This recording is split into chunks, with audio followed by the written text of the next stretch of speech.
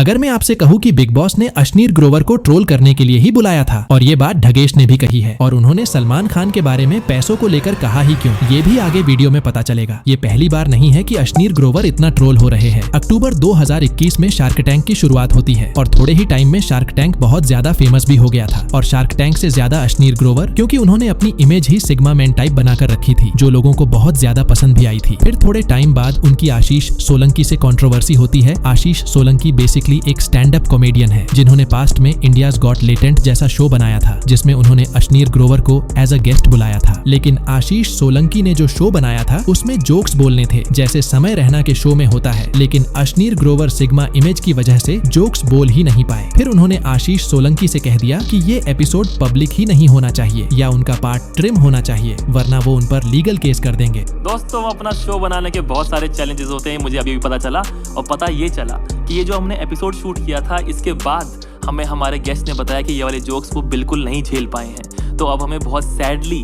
उनका पूरा पार्ट काटना पड़ेगा और आप केवल वो वाला हिस्सा देख लीजिए, एंजॉय कर लीजिए, जिसमें हमने कॉमिक्स ने एक दूसरे पे जोक्स मारे हैं। और क्योंकि हम लोग तो जोक झेल लेते हैं, एंजॉय करो। उसके बाद होती है विराट कोहली वाली कंट्रोवर्सी। बेसिकली इस कंट्रोवर्सी में उन्होंने जैसे सलमान खान के बारे में बोला था, वैसा ही उन्होंने विराट कोहली के बारे में भी बोला था, जिससे विराट कोहली के फैंस ने उन्हें खूब हेट दिया था। विराट कोहली को आपने साइन नहीं किया, विराट कोहली के साथ फोटो। यार मेरे को ना धंधा करते हुए बहुत मजा आता है, ठीक है, और मैं बहुत मजे लेता था लोगों के। तो एक बार क्या हुआ, कोई एजेंसी वाला आया, फिर उसने मेरे को बोला कि सर नहीं आप ना विराट कोहली को ले लो।